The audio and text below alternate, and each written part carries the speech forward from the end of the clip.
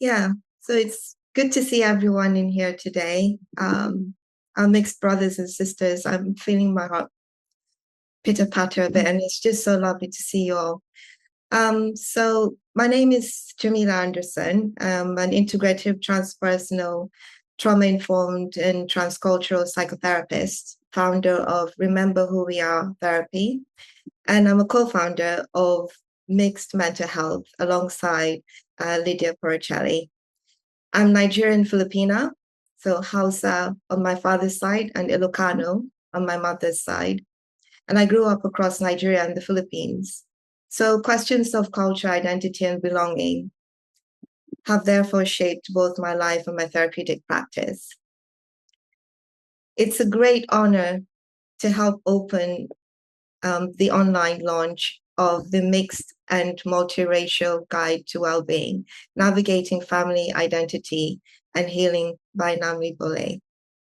I'm going to share a book review by Sarah L. Garrett. She's the founder of Mixed Bloom Room, certified life and goal fulfillment coach.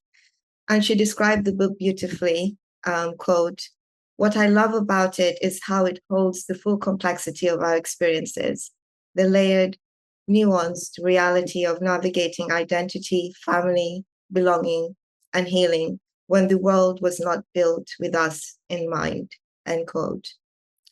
That is what makes this book such a landmark contribution. It takes mixed and multiracial experience seriously as a matter of identity, mixed mental health, and well-being, rather than reducing mixedness to a label or demographic category.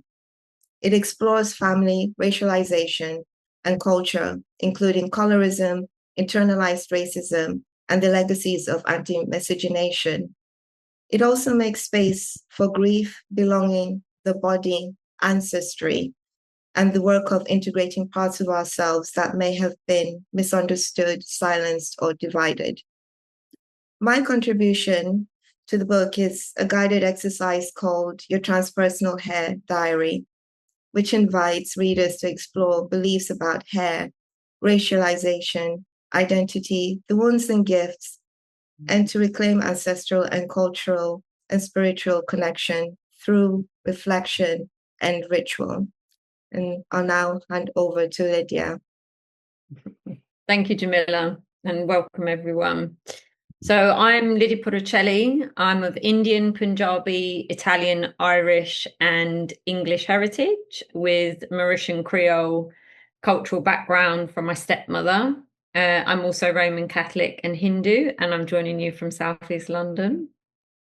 I'm a transcultural, trauma-informed, transpersonal psychotherapist, coach, trainer, speaker, and founder of Conscious Culture Coach, and co-founder with Jamila of Mixed Mental Health. And my contributions are across a few chapters where I explored racial interrogation, identity complexity, language loss and grief. So that's where mixed children can't converse in multilingual families because parents don't teach them their native tongue. The book, the community around it, and mixed mental health have all grown through connection, relationship, and a shared recognition that something essential was missing from anti-racist dialogue and therapeutic practice. Namalee, Jamila, and I first met training as therapists. And for me, that meeting was profound because growing up in the 80s and the 90s, I rarely met anyone with the same racial background as myself. So meeting Namalee, who's also South Asian and European, was profound, like really profound. I often felt like the minority within a minority. And I was still the only mixed person in a cohort of 40 trainee therapists in my year. Myself, Namalee, and Jamila created a vital sense of recognition, community, and peer support for each other. Namalee and myself later developed the Student of Colour and Allies group, and we created space for students to speak openly about race, racism, culture, and anti-racist practice within therapeutic training.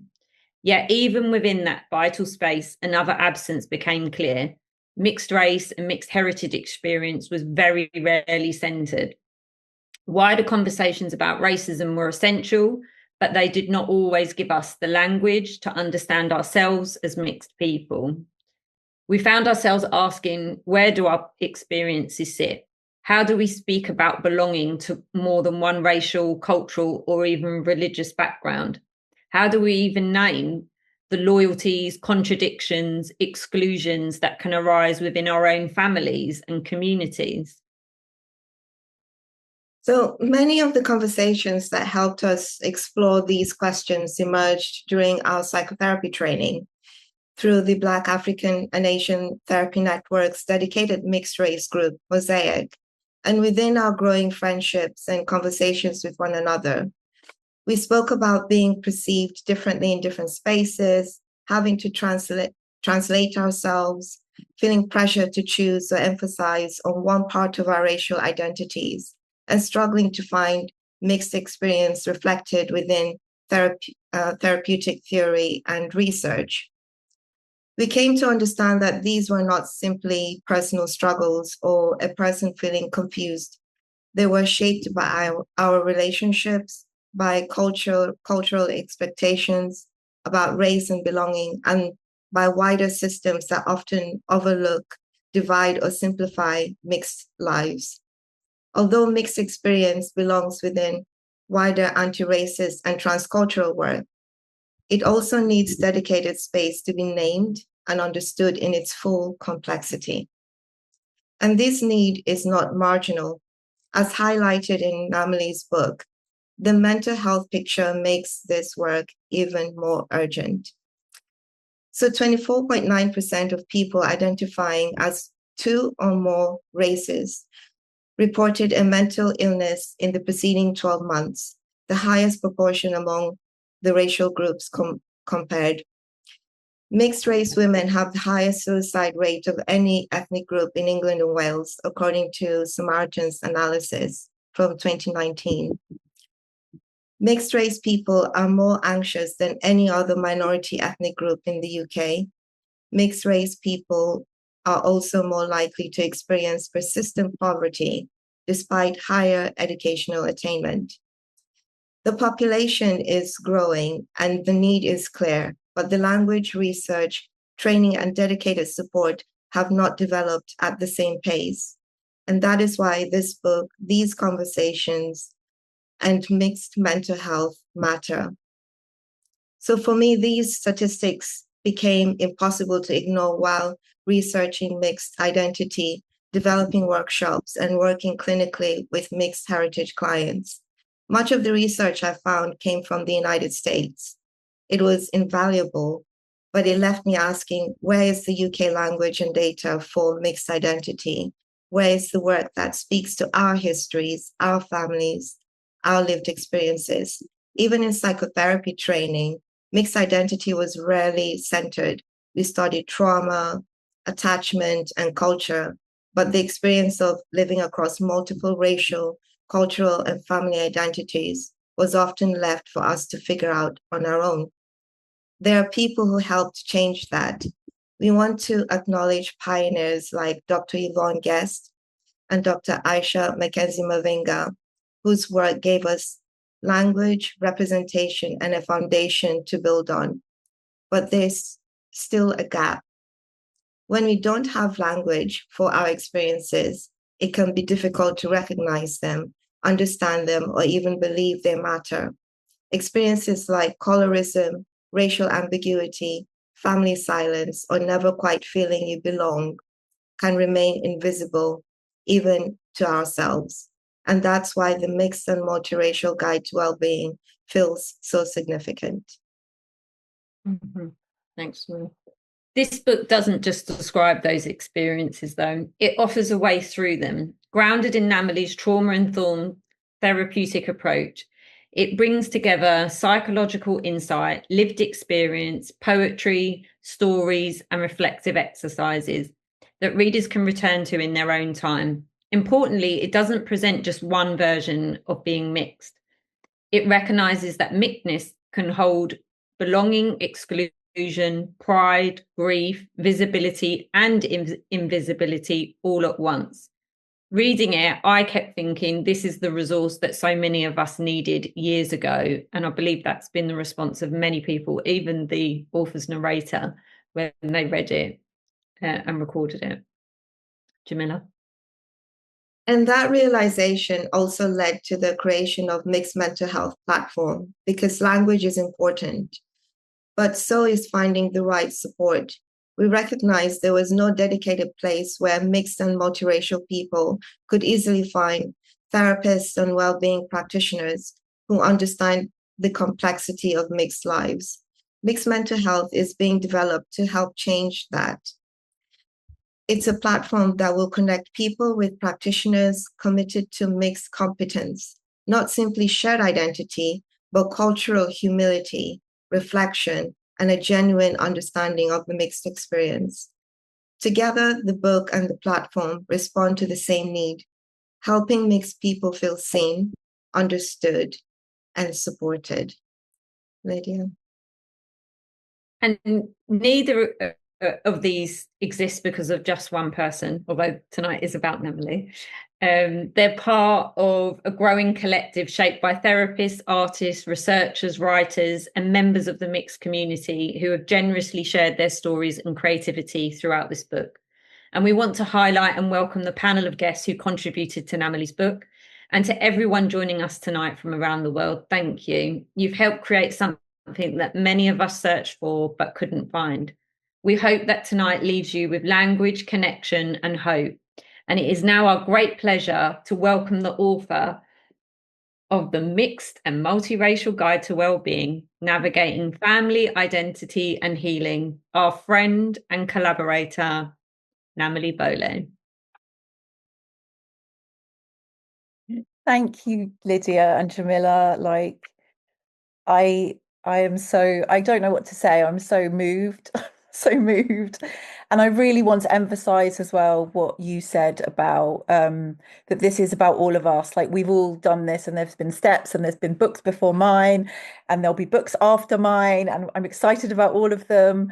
And this is, this is a growing community of activists, therapists, speakers, all kind of conveying the mixed identity and the mixed experience. And we are all kind of interlinking together, and that's what's so exciting about this. And the book was really, to kind of get all voices together, as many voices as I could.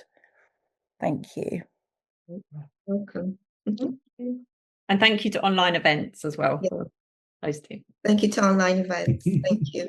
Oh, that's lovely. Thank you both. And now we're bringing Yvonne onto the screen.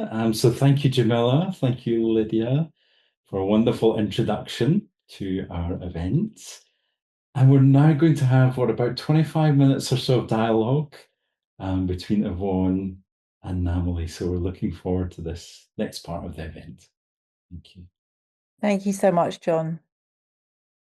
Hi. Hello. Can you hear me okay? Yes, we hear you very well. That was so beautiful, Jamila and Lydia. It was really beautiful listening to that. You really did Namalee really proud there. Thank you both so much, and all of us. Yeah. Thank you both so much. Thank you. So here we are, Namalee. Yes, here we are, Yvonne. How are you doing? I'm doing okay. I mean, I'm very emotional, as you can imagine, just watching all of that and hearing, Jamila and Lydia speak, having, basically done all our therapy training together and come to this stage, and then seeing them do mixed mental health as well. I feel very emotional. Oh, that's really good, because I think that's okay, because we give everybody permission when we're emotional. Yes, we do. We give Definitely permission. Yes. And this is a very emotional book. These are our lives. This is our trauma. This is our resilience. This is our healing. So our emotions are very welcome here, aren't they?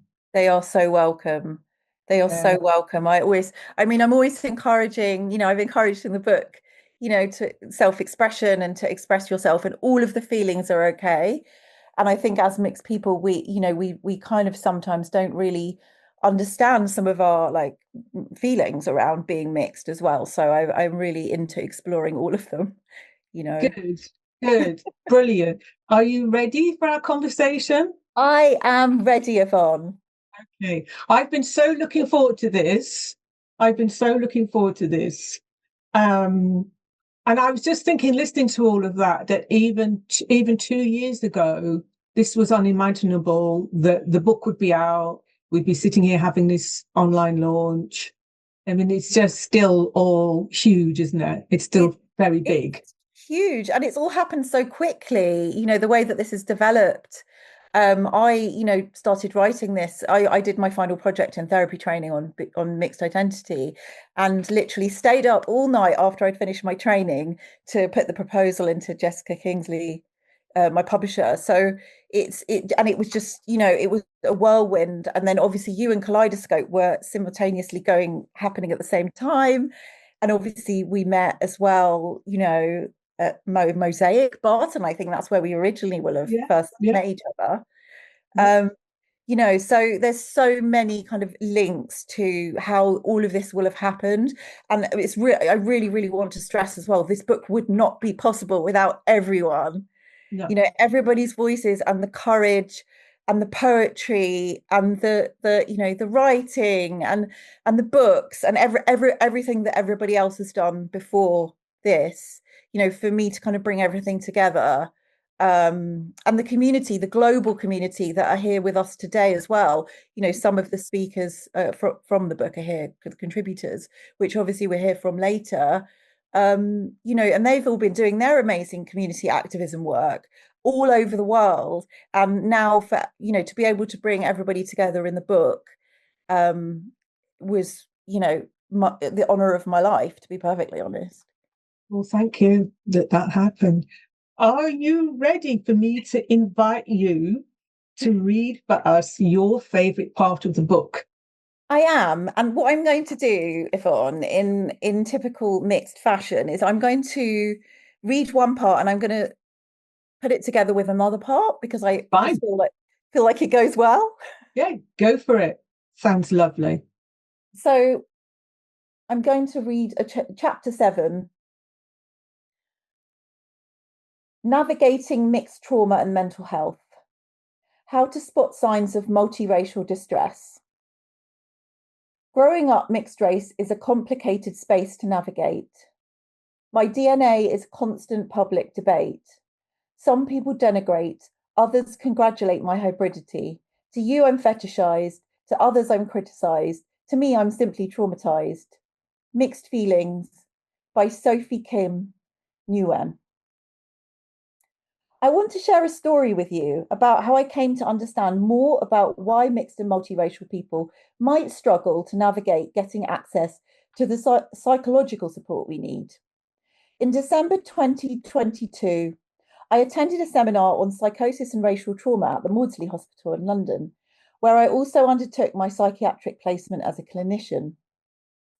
A variety of diverse Black and Brown groups discussed experiences in their own communities and presented information about how racial trauma might lead to psychosis due to unaddressed psychosocial impact, the unaddressed psychosocial impact of racism on Black and Brown mental health. These types of anti-oppressive cultural conversations in psychiatry have thankfully become more prevalent since Black Lives Matter. A vital addition of a cultural formulation section to the Diagnostic and Statistical Manual for Mental Health, the DSM-5, used by mental health professionals worldwide to treat mental health disorders, means psychiatrists are more likely to interview their patients from an open-ended cultural perspective that considers racial stress. But the Western mental health system also has a shameful history of white supremacist bias in the way it has viewed Black people in particular. This dates back to 1851 when Samuel A. Cartwright introduced drapetomania, the pseudo-science-based psychological disorder of running away from your slave master that was deemed a mental illness. As the seminar progressed, I was all too aware of how little space there is for race conversations in mental health in general. But I also found myself feeling increasingly desperate to speak up on mixed and multiracial trauma, as no one in the groups had mentioned it even though some of the presenters had said they were mixed race themselves.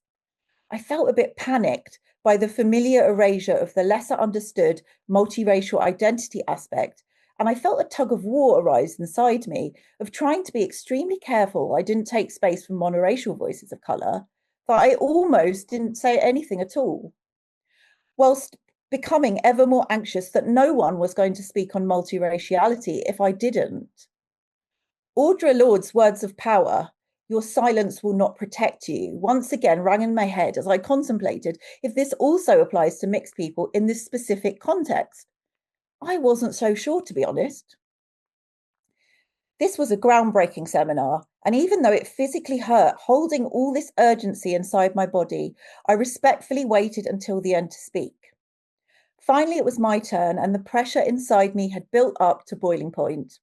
It burst right open, and I broke into biracial tears. Nonetheless, I continued to speak through the waterfalls coming out of my eyes, telling my experiences of mixed and multiracial patients on my psychiatric placement, and also honouring many mixed clients' experiences. I was clearly holding a lot for both for them and for me. All I knew at that moment was that I had spoken to many mixed people of various different cultural backgrounds during my psychiatric training who likely had never had their mixed heritage taken into account by doctors and were going under the radar. I have also had clients who have been through the mental health system with no medical person addressing the impact of racial trauma on their symptoms. I expressed my concern about how highly misunderstood specific multiracial challenges are across all monoracial communities. I explained that I struggled to even know how to voice this as a clinician myself, because mixed and multiracial people have never really had any spaces to talk about their specifically mixed experiences. Afterwards, I still felt extremely conflicted and guilty for taking up space as a mixed person, but everyone's responses were really supportive. And a few of the mixed presenters then opened up more about their stories too. The Black Men's Psychosis Group leader reassuringly came to shake my hand and kindly acknowledge the importance in what I'd said, and I felt a wave of pride and relief. The difficulty I'd had in naming something so important, even as a clinician myself, taught me a lot about why mixed and multiracial people struggle to claim what actually happens to us. And when and where should we speak up? When does it ever feel appropriate when there is so much non-mixed racial suffering? I was so worried about my privilege that it almost became a barrier to me owning my own lived experience. Such is the fear of being shamed for speaking out on mixed issues. Unbelonging, isolation, and hyper-rejection. Adam Nimoy, son of Leonard Nimoy, who played the iconic half-human, half-Vulcan Dr. Spock in the original 1966 cult sci-fi drama Star Trek, recently tweeted a heartwarming story of how a young girl once wrote to Spock, the character, about the prejudice she faced for being biracial. His father replied in character, saying, "Not everyone will like me, but there will be those who accept me for just what I am." I was incredibly moved by this when I saw Adam's post, imagining this poor girl feeling so desperately alone that she wrote a letter to a fictional character for therapeutic support. Spock's advice was fantastic, and many mixed people commented on his biracial icon status in the comments section. I do wonder about all the other mixed and multiracial people who have never had anyone to talk to about the overwhelming loneliness of this experience, one that is magnified when you grow up in a non-multicultural area with no one to reflect back at you what you are going through. Is a completely normal multiracial experience. I was just listening to that, Namalee, and feeling a lot of feelings as you were talking about wanting to speak and having all those feelings and then it just bursting out. It just sounded so familiar. And I think it's still really difficult in a lot of situations, in a lot of scenarios, to speak, to feel that it's okay to speak. And it was something that you said about humiliation, that fear of humiliation and then rejection. And so sitting with these really, really difficult feelings. And also what you said about having the feelings but not always knowing why. They're just incredibly powerful feelings. Yes, yes. And that resonated so deeply. Yes. Yeah, thank you, you, Yvonne. Thank you. I think that, you know, we because we haven't had the spaces, you know, it's not until very recently that we have, even I joined Mixed Girl Meetup, in 2020, as I say in the book, and Shakira Stern is here today to talk about Mixed Girl Meetup. But, that was the first mixed community that I ever found, and, now, and there are many more communities kind of coming up. And, we haven't spoken amongst ourselves. We haven't had the chance to explore those emotions. And I think even amongst ourselves, it's so much of a taboo because of race that we don't maybe even allow ourselves to even have the thought of some of the feelings that we might have, because, and that's something that I recognize as a therapist, that I and which I'd realized, like, through my clients, I started recognizing, oh yeah, I've been through this too. I've been through these experiences where I maybe haven't been invited to speak on certain things. So I started like learning or creating ways to kind of get clients to open up and just really kind of like explore the nuance that hadn't been explored, to get them, to create that safety and to get clients to open up. Because, as we know, like as therapists, emotions are, our guidance system to who we are. So that work was just for me, had to do that. It's because it's something that I think the voice inside me had been silenced in my own experience, and I'd experienced that in therapy as well, not through any kind of therapist trying to shut me down on purpose, but just through the language that we have for the race system and the way that we think in a more monoracial, through a more monoracial lens. And I was always being looked at through that lens, and I started to go, not quite sure. That's so powerful. I think if I could share my favorite part of the book, is that okay? Yes, I would love that. Well, then I'm going to have to say the whole book. Oh, I'm just going to have to say the whole book, because the idea of a book that's about and for our community by somebody from our community, it's just still a really big idea. It's just like a really huge idea to get my head around. So I'm going to have to say the whole book. And even though I've got it here and I can touch it and hold it, it still seems, it's real, but it's not real because it's new. It's like what you're saying. You've written the book, you've written the words down, but we're still like, oh, okay, she's done it. Is it real? Is it real? I still have a kind of like, is it real? I think what touched me so deeply was when we were in London having dinner before we went to the House of Lords, and you were talking about the book launch you did in London, the face-to-face one. Yeah, with Jessica. And you said that a couple had brought a baby with them. Yeah. And that just hit me so hard. It landed so hard. And I was just imagining that baby having parents who would think it was important to come to your book launch and wanted to understand and be there for that baby, but also remembering myself as a baby and just wishing my parents had had your book. So if there was a time for me, I would have said, yeah, you should have given it to my parents. Yeah. And I was happy for that baby. I remember thinking like, oh, I'm so happy for that baby. And I imagined all the mixed people standing around it like fairy godmothers and fairy godfathers and just blessing it with all these mixed race blessings, right? I was getting carried away in my head. But also I was a little bit jealous that that baby had had that experience of being surrounded by people who just would have understood. Yeah. Yeah. There's a lot of grief in this experience, you know. Yes.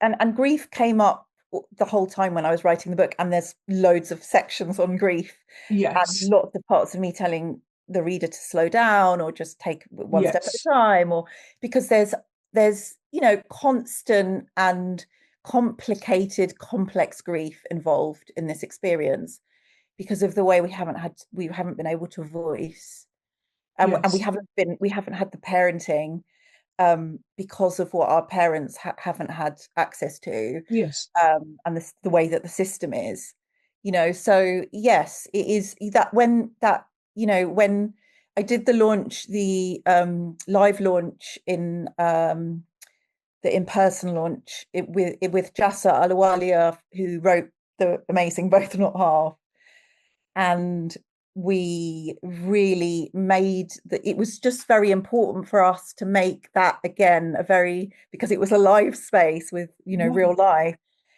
and we had people traveling, you know, all over, and the fact that a couple came with their baby was incredibly moving, because I think, you know, for many of us in this community, you know, we would have loved to have our parents like have this information. You know, I know.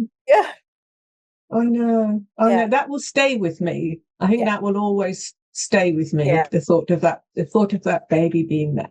It and was being a held in that space. Experience to, you know, and again, mixed people coming from all over the country to speak, and you know, and that's why again, it's you know, this conversation is so new. It's so new, and you know, then to be doing this launch, you know, with you and online events, and you know, to get the conversation sort of moving throughout, you know, it's got momentum, you know, and it's really exciting that we're doing that. So we're kind of in this sort of space of like, there's a lot of grief, but there's also a lot of excitement. There is. There's a lot of emotions. I think the excitement is huge. I think the excitement is huge, especially at the moment. I think looking back to when I asked you to do Kaleidoscope, and you just messaged me back and went, "Oh yeah, I'd love to. And by the way, my book's coming out." I was like, "That's two really big things." Like they were like bang bang. And it just upped the ante, didn't it? And then there was like so much excitement. So much excitement. It's like we were rolling along at the same time, and we were getting excited sort of together, and then the Kaleidoscope happened, and which was phenomenal, you know, and the fact that you created that for therapists and community to bring so many people together, and you know, that changed my life. Like, I'm, you know, I'm going to be candid about it. I've never experienced anything like it, and you know, to be in community, and I think we were processing as we went along so many feelings that we didn't really understand, like in real time, because even writing the book, and even though it was cathartic, I still hadn't, a lot of it was quite heady. It's like stuff that I was using my brain, and I'd worked through stuff, but I hadn't worked through everything. And then I got the chance to come to Kaleidoscope and be in community, and we talked about ancestors, and we talked about, you know, it was just phenomenal, you know. So I'm so grateful to you for that, Yvonne. But it was so strange that the two things were happening. Well, neither of us knew that these two big things were about to land very, very close together. And I think there's something about timing with all of these things that's incredibly important. One of the things I think about very deeply is how your book does change the narrative, because so much about us has been defined by monoracial people. We've always been defined by monoracial people. And I see that as it kind of turns us into something that's monochrome, right? We're monochrome. We're black and white. And I think something that your book turns, and the incredible nuance in it, because most people, even now, will still say that what they think of as a mixed race person is someone who looks like me with a black parent and a white parent. They'll go, "Oh, that's a mixed race person." and not understand the incredible nuance and complexity that you have captured in your book. It is all there in your book. It's like a voyage around the world collecting mixes. Do you know what I mean? And it's just, that's what's so beautiful about it, the infinite combinations. And I was wondering, what do you think has been the obstacle to the people who aren't like me, people who aren't black and white mixed? What do you think has been the obstacles to other mixes getting in on the conversation and having their voices heard? What do you think might have been the obstacles? Well, I think people just that erasure that happens when it falls into, when anything falls into a stereotype, of a certain way of being, and stereotypes happen all over the place. And then you kind of, you just get lost. And it's just, it's even lesser experience of us being able to maybe express that, we belong. We get further marginalized in the experience.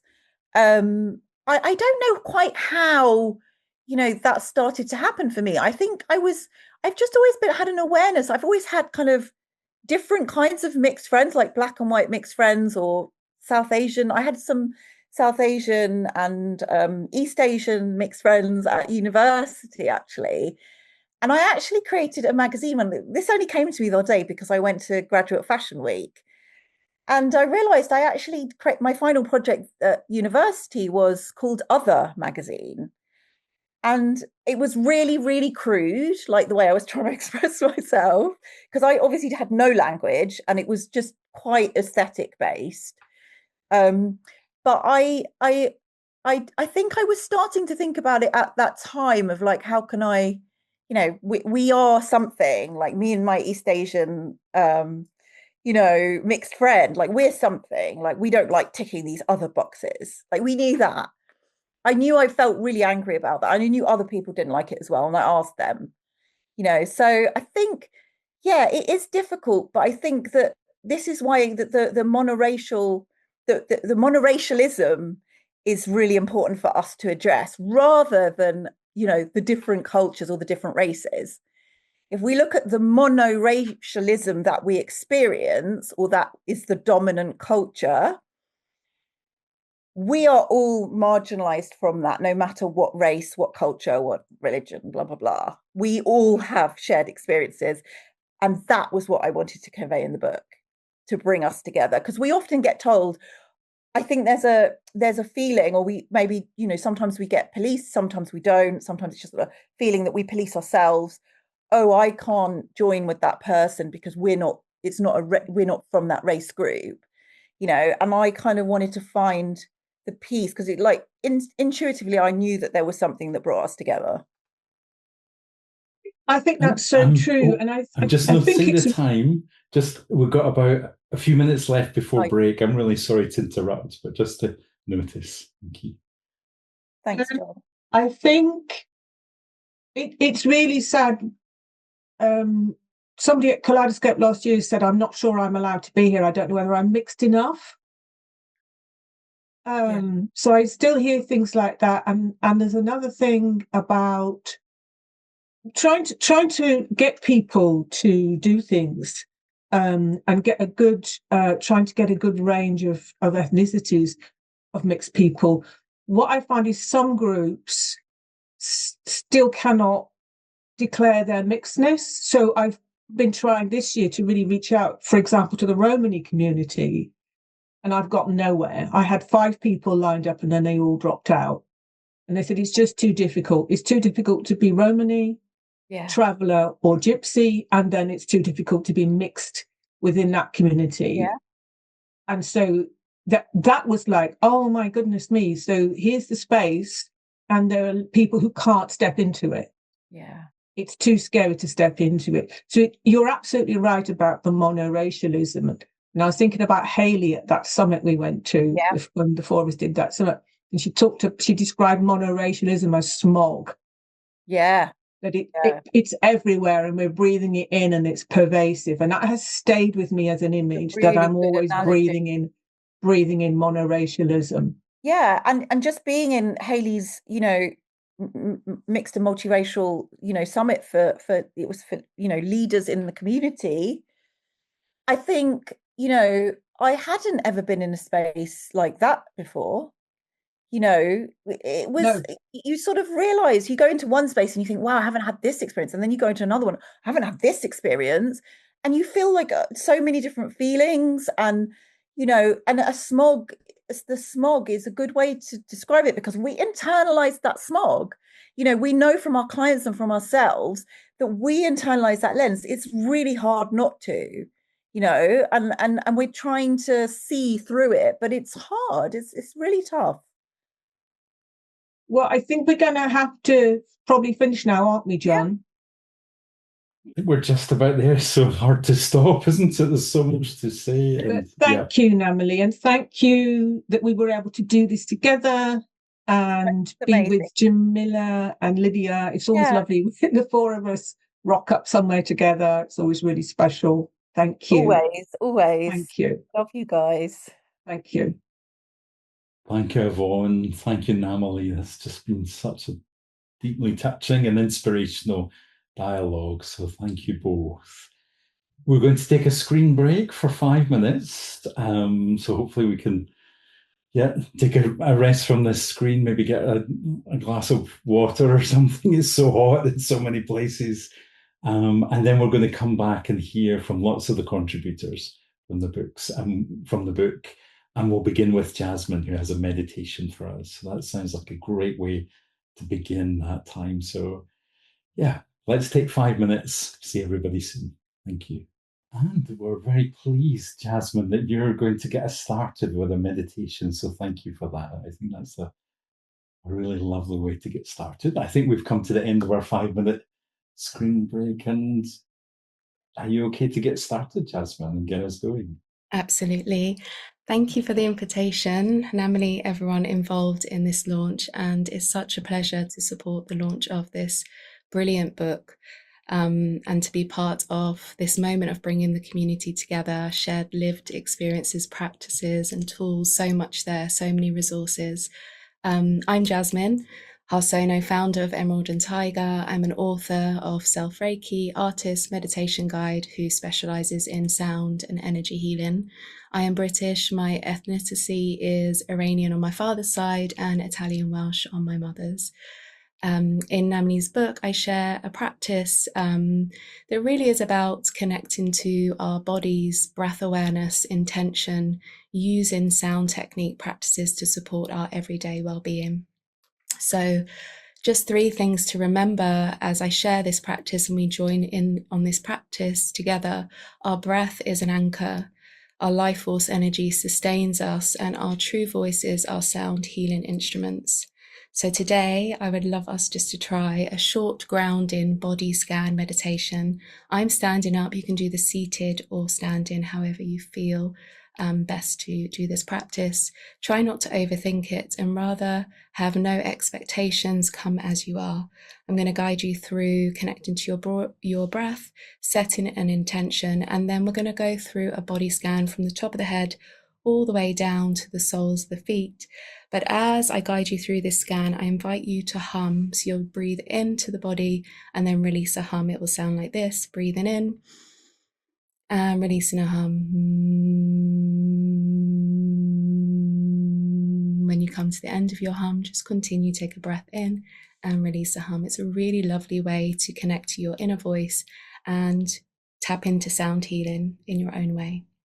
So meeting yourself exactly as you are in this moment, just inviting you to close down your eyes if it feels safe to do so. And I want you to feel your feet connected to the ground. So whether seated or standing, just gently press into the earth beneath you. And I want you to feel the sense of being grounded, rooted deeply into the earth, your roots connected to the earth. You are rooted, always rooted into the earth, and just arriving into this here and now. And just inviting you to bring your awareness to your breath, We'll take 3 deep but soft breaths in together, and you're going to exhale a sigh as you breathe out. Breathing all the way out until there's no more air. Coming back to the inhale, breathing in with me. Inhale. And exhale, sigh out.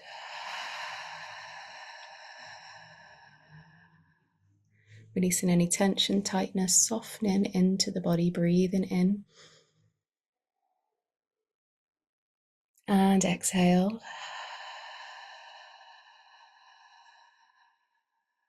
Really sound out that sigh. One more deep breath all the way in. And release a sigh.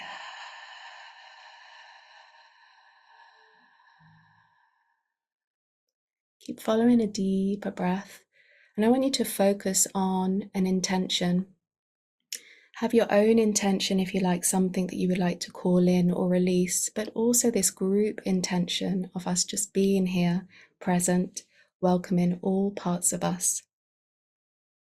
And just taking a moment to tune into that intention. And then start to bring your awareness to the top of your head. So we are focusing on humming, using the voice to release any tension, tightness in this part of the body, the top of the head. So as you take a deep breath in, you're going to release a hum.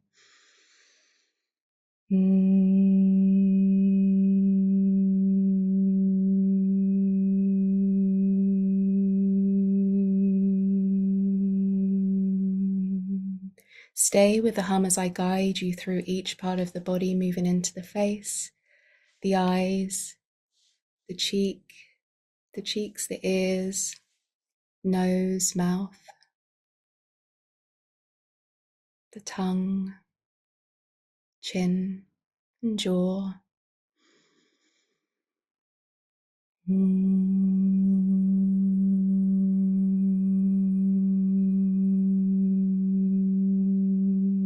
Into the neck and throat. Really sound your voice through the hum, releasing any tension. And we've just got about a minute left, Jasmine. Just, yeah. Into the shoulders. Thank you. Across the heart, the upper back. Keep sounding that hum, if you can, all the way through. Moving down the arms into the hands. Softening the belly. Opening the hips. And just moving all the way down your legs until you reach the soles of your feet.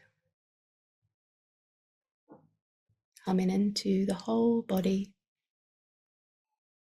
And then again, just pressing into the floor with your feet. Taking a final deep breath. And as you breathe in, just lift your shoulders. And as you exhale, release the shoulders, long sigh.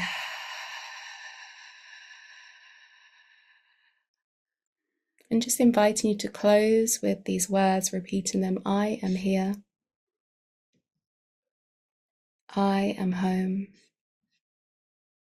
I am supported. Thank you. Thank you, Jasmine. What a wonderful way to begin our second half of the event. Thank you. So we're going to invite contributors for you to raise your Zoom hand, and that will give us a little queue of contributions. And we can kind of get a sense of who would like to go first, who would like, if you'd like to go towards the end of the hour, you might put your hand up later. Can I just suggest something? Alex might need to go first because I know he needs to go. I don't know where he is, but if Alex is here. I can see that you're here. Would you like to go first? I think we've got you unmuted. Yeah.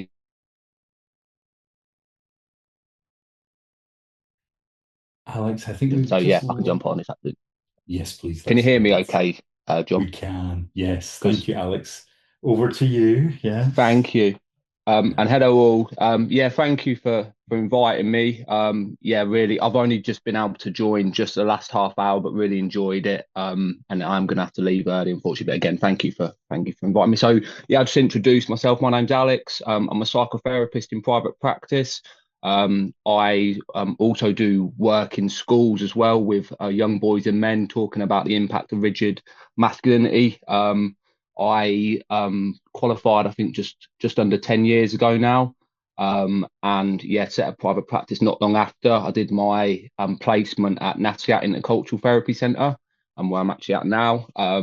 So yeah, really sort of felt honoured to train there, because the form of therapy that they do there really sort of kept in line with a lot of what we're talking about today in terms of keeping up to date and informed by different sort of cultural dynamics that are at play.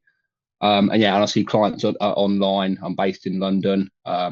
My therapy practice is called Rise Up Therapy, www.riseuptherapy.co.uk, and all of that business. But yeah, anyway, again, thanks Namalee for sort of creating this space for me. I met Namalee a few years ago at a retreat. It was really random. We just bumped into each other, and I can't remember how the conversation started, but I remember we sat talking for a long time just about what it meant to be mixed race, identity, and yeah, I was just really thankful always to sort of sit and have that conversation. And then she reached out a few years later and told me about this book, so I was really sort of keen to get involved, and in to begin with, it's just to interview me.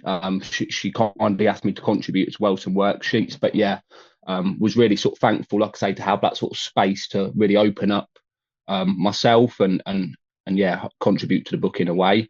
So in terms of the actual book and my parts in it, like I say, there's a few parts of it whereby Namalee's interviewed me, and the first part of it is all to do with the mixed messages that, pardon the pun, sorry, but the mixed messages that I received from my parents growing up. So one of my parents might have been a bit more nurturing, telling me there's nothing wrong with there's different than me than everyone else, and another parent, my dad, who's Jamaican, he very much sort of put the message in me that I need to be prepared that I'm going to be treated differently. So yeah, there was loads sort of real mixed messages that Namalee really sort of captured. And again, I really appreciate sort of having that space to sort of open that up about myself and talk to someone. There's another part in the book around sort of fetishization of mixed race men as well, which I think is really important subject to broach as well, because I think it can contribute and impact a person's sort of conditions of worth and where they feel like their value is as well. I really think that that's something that needs exploring, and I'm glad again I was given sort of the opportunity to do that. In terms of my other sort of contributions to the book, so again, Namalee asked me to do some worksheets. So in those worksheets, it's very much sort of exploring your identity, sort of growing up, sort of, and for me, it was just as a way of sort of exploring parts of yourself that maybe you've never given a voice to. So there's some sort of questions in there where it just enables people to sort of really just ask themselves how they saw themselves growing up. But also on top of that as well, the next part of that is exploring how they see themselves now. And I think the reason those two parts are quite important to do together is that if you're able to sort of look at it and you're able to recognise that there is a shift sometimes in terms of how you see yourself. And then also it might help you sort of identify that parts of you are actually stuck as well. So again, it's just sort of opening up the conversation and giving people the opportunity to explore who they are. Namalee also asked me, Alex. Yeah, I'm gonna run through this next bit. Yeah, so just around sort of self-care, I think is very sort of unique to each individual person. For me, it was very much about unlearning what it is that I was taught growing up. Some of the more sort of negative implications of what it means to be sort of mixed race in my identity. So, and Yvonne, I want to shout out Yvonne as well. I've never met you in person, Yvonne, but I was sent an article between black and white, which Yvonne wrote. And in it, she shared that she's still wrestling with her identity now. And I thought that was really important, because I think it's really important to recognise that it's an ongoing thing. We change as people. I think identity is very fluid. So in terms of different spaces you find yourself in, you might feel different things. So it's really important to give yourself that sort of grace. And for me, writing as well, I'll just finish on this. Sorry, John. I remember a few years ago I started writing what was the beginning of sort of an article, but it ended up being almost like a love letter to myself, because I realised it was very much sort of me talking about what it is that I needed to give myself and what I would have needed more from my parents. So just writing for me is really important, and from doing that and sort of putting myself and having conversations and exposing myself to areas that I've not really exposed myself to before, I was able to sort of process a lot of the difficult feelings that have come up for me in the past. Thank you, Alex. I hope that does a job, John. Perfect timing. So appreciated. Thank you. No, thank you, Thank sir. you. Kylie, let's come to you next. Yeah. Hello, can you hear me? Yes, we've got you. Great. Good. Can you still hear me? Yes. Good. Hello, I'm Kylie Winfield. So yes, Namalee's just asked me to introduce myself. So I'm Kylie Winfield. You can find me on LinkedIn. That was one of my questions. That's where I'm at. I'm the CEO of the University for the Creative Arts Students Union. And I am I'm on a committee for RADA, the Royal Academy of Dramatic Arts, and I'm a safeguarding chair and trustee for Phosphorus Theatre Company. For the CEO role, I lead on the strategy and financial sustainability and regularity. Oh, no, that's not the word. Regulatory bodies, making sure that we are compliant. For RADA, I'm on the anti-racism committee in governance, and Phosphorus Theatre works with young people who have experienced forced migration. I'm the safeguarding chair. I have worked for 20 years in the arts, and today's my birthday. I'm actually I'm in a karaoke booth right now with my wife.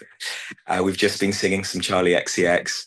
So I met Namalee about 20 years ago when she wrote for her. She invited me to write for her magazine, Super magazine. And I've been very fortunate over the last 20 years. I've worked in music and theatre and acting, and now I have the privilege of supporting the next generation of artists. And I see some familiar names and faces on the calls as well, some people I've not seen for a long time. For the book, I wrote a bit of like an article, some poetry, and I was interviewed. And to answer the question about what my mix is such an interesting one. And I spoke about this with Namalee about, and something that retrospectively meant a lot to me was something Slash said from Guns N' Roses, where people would say to him, "Are you black or are you white?" And he said, "I just want to forget all of that and just grow my hair long and get into rock and roll," which is like ultimately how I ended up finding my own identity outside of how others perceived me. It's quite like challenging sometimes to talk about my mix. There's this wrestler I'm a massive wrestling fan. I went there for my birthday. But there's a wrestler called the Ultimate Warrior, and he was listed as being from parts unknown, and I could often really relate to that. I found that race can often be in the eyes of the beholder. When I travel around the world, people often speak to me. If I go to the Middle East, people speak to me in Arabic. Someone thought I was Thai when I was traveling somewhere else. And I am a mixture of, I am very ethnic. But the thing about finding my own identity, there's another songwriter that said, "I'm not going to spend my life being a color." And that really related to me. And who I am and what I do has been a challenge to make sure I focus on that and not, try and break through from the labels. I was at this exhibition at Somerset House today, Pop, and there was a kind of shrine to Prince, and I was reminded of his lyric, which is like, "Am I black or am I white?" And from his song Controversy, which I took to take from all these labels that I put on, and basically black and white being political labels. When it comes to self-care tips and how I look after myself, I worked with this coach a couple of years ago, and then we're talking about intersectionality and how, there's like race and ability or disability. And his class, all of these things. And she said to me, the clients that make the most progress are the ones that make peace with all of that intersectionality, and find a way to be whole. And that is certainly a journey that I'm on, a destination I've set, a journey that I will be working on throughout my life. Another great tip that I was given when I was training at RADA, there's this practitioner called Stanford Meisner, and he would talk about taking your attention off yourself and onto others. And don't try and be interesting, but be interested.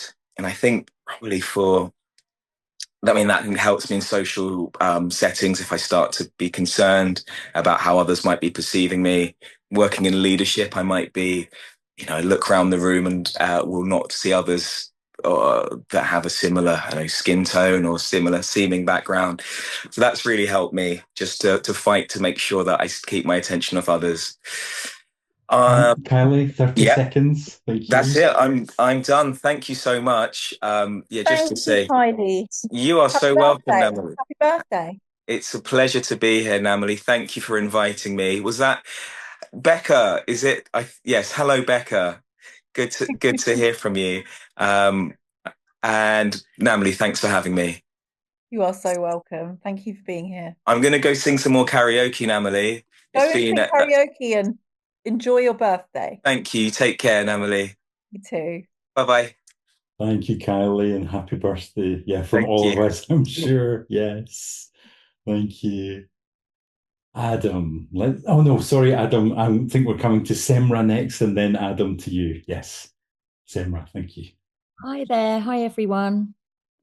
My name is Semra Hakseva, and I am half Turkish Cypriot, half Polish, born and bred in London. I am an author, spiritual practitioner, founder of a scent magic brand called Mama Moon Candles. My work is very much about making ritual and spirituality feel practical and just making it accessible to part of everyday life. I like to call myself a realistic mystic. I'm also in my first year of psychotherapy training. For Namalee's book, I created like a simple spell to connect to your heritage and your ancestors. And the spell is basically anointing a candle with herbs, flowers, scents, anything that might be that you can connect to from your heritage. And I actually think Jasmine's meditation would be the perfect accompany of body check-in to it, of just sort of checking into just the land beneath your feet, even though this might not be the land where your ancestors came from, just having that connection to like the land and really tuning into the herbs and the scents and the flowers that you gather. Because I really feel, for me personally, connecting to food and herbs is just such a massive way that I connect to my heritage. And yeah, I guess when you're sort of like tuning into the candle, it's, really giving compassion and understanding to what your family members may have experienced as they were leaving or having to flee maybe where they were coming from: war, colonialism, poverty, migration, displacement. And I also have a little tip of when I'm chatting to my ancestors that I just tell them that if I want to connect to them, sometimes I feel like I have to tell them how different my life is, because I'm a 48-year-old cat lady. And I sometimes think they might not understand my life. And I felt it very healing to explain to them that this is the way it is in my life. And then I felt like I've been able to tune in to their support. And yeah, I just think that for me, like the healing thing is food and music. Really eating the food is always just such a full experience for me, and learning to cook. And I'm not particularly connected to my parents, so being able to find it in outside ways like food and music, like Polish folk music and Turkish folk music, it's just really connective for me. And it's so weird. Recently I was listening to a Turkish song and I noticed the way I was dancing to it, and I was dancing very differently to the way that I might dance to house music in a nightclub. And I just want to say that, like, I feel like this book it's been so major, and I'm so grateful for it. Like, I feel like it really, I mean, Namalee and I had conversations about this, I think, and I have with other friends who are from, who aren't originally born, who their parents aren't from here. And this book just feels like it's just given me this permission and language and different understanding. And something that I've loved is that the few mixed people that I've met, and we've sort of like kind of the experience has sort of like been a bit more topical, and I've been able to sort of send them your way, Namalee, for this book, and it's made me feel really proud. And yeah, it just feels very, there's something very comforting about being able to have this conversation and know that maybe some of these feelings that I've felt are felt by others. So yeah, thank you. Thank you, Semra. Thank you, Semra. Adam, let's come to you next. Thanks, Tran. Hi, everyone. I'm also one of the people that has to leave a little bit early. I really wanted to intentionally honor and respect the people whose stories I'm not going to get to hear when I leave, and kind of thanks in advance for them. I'm sorry to not be able to stay here. I'm based in Bristol. I'm a counsellor and psychotherapist, working primarily in private practice, but also working with a charity that supports refugees and asylum seekers with long-term therapeutic care. My focuses in my work are on migration, kind of racial identity, particularly mixed identity, and also gender, sex, relationship, diversity. My mix, oh God, like I've gone through so many labels during my life for this and how I define myself now. I'm mixed, Gujarati, Indian, white British. For ages was like half Indian, half British. I go for both now. But very recently found out that one of my dad's grandparents was also Indian, which we didn't know. So by statistics or portions, I'm more Indian than I am British. However, for a lot of people, they don't see that. This question, what are you? Where are you from? It was, Kylie said it before, where you travel into numerous places. I almost got adopted by the Bedouin in Jordan, which would have been amazing. I think I'd have really fitted in there. And yeah, I've been spoken to in Italian and Spanish, and yeah, it's sort of a kind of Mediterranean vibe. But it's not me. It's not who I am. And yeah, all these questions people trying to place, what are you? I mean, just that question being written so large on the back of the book and, in the promotion for it, it's one of many things in the book where I just look and read. It's like, oh my God, yes. Oh my God, yes. And that's been sorely lacking in, what I've experienced or what I've read kind of growing up, because of the kind of paleness of my skin. My parents raised me kind of more white, despite the fact that I was primarily raised by my brown mother. I've always grown up in this country. English is my first language, and my father was controlling enough to kind of eradicate language and food and culture from the Gujarati side when I was growing up. So it's been a bit of a journey kind of reclaiming that. My contribution in the book is a little bit about intersectionality. So I'm queer or gay, and kind of use the terms interchangeably. And sometimes, yeah, kind of aligning that with racialized or mixed identity can be quite a challenge in certain areas of both my white family and my Gujarati family. There's levels of acceptance and there's levels of sort of reluctant acceptance and sometimes levels of rejection.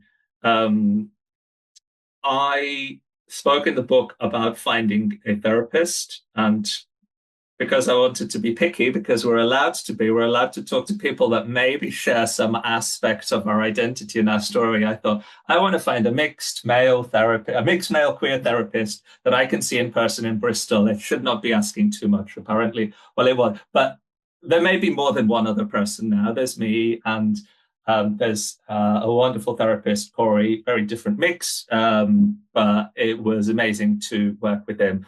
I do now see a white Estonian woman who lives in Portugal as my therapist, but the time that I spent working with Corey was really, really amazing to process kind of mixed identity. And there was something in the book, something I worked through with Corey, like not kind of necessarily apologizing as much as I used to for pale privilege and things like that. I still try to recognize it and acknowledge it, because it means I can go into spaces more easily than my mum and other dark-skinned folk, but it doesn't take away from the experiences that I have had. When I think about the intersections as well, sometimes even mixed as a term, Alex mentioned about the kind of fetishization mixed folk. I use Grindr. For those of you who don't know, it's a really frustrating gay dating / hookup app. The options on there for kind of identity is mixed. And I've had people, oh yeah, I'm really into mixed people, but then they find out the mix and it's like, oh no, not that, because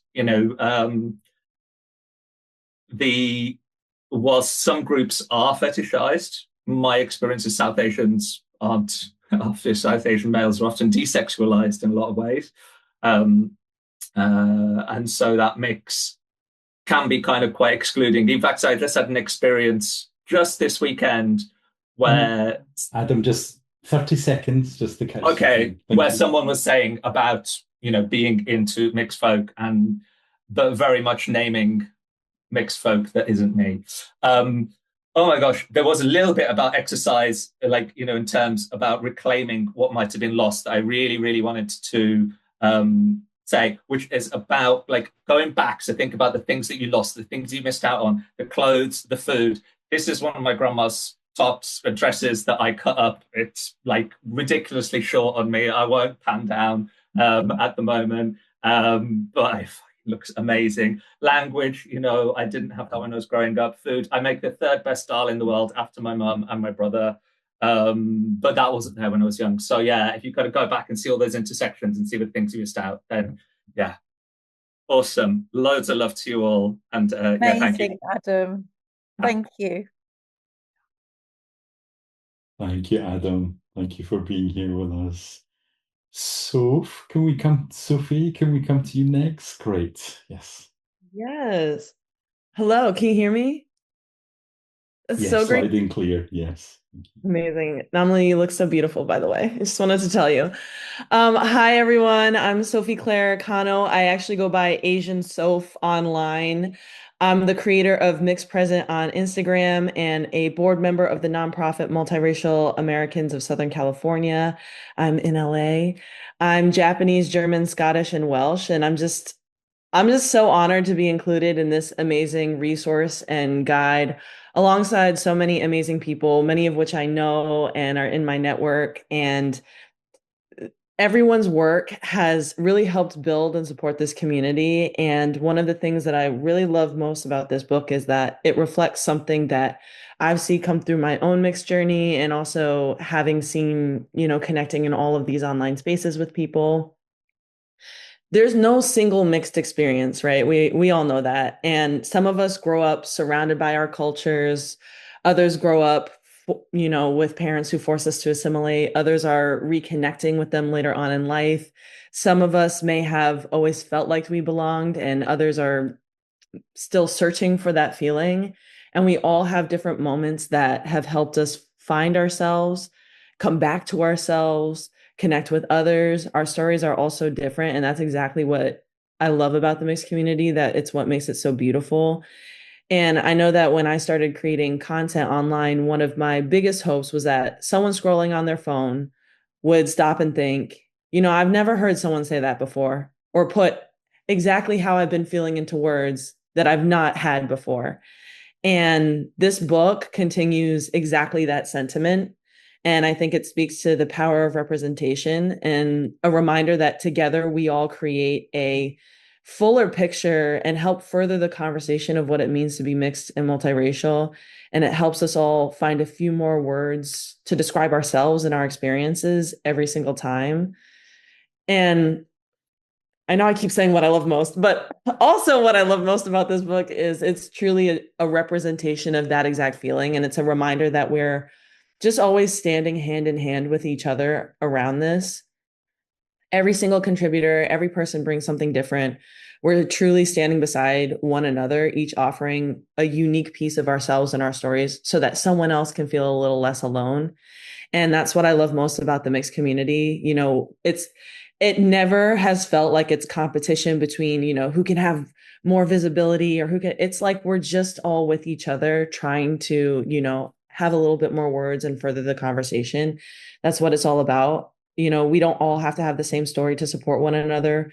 We don't all have to be the exact same identity to celebrate each other.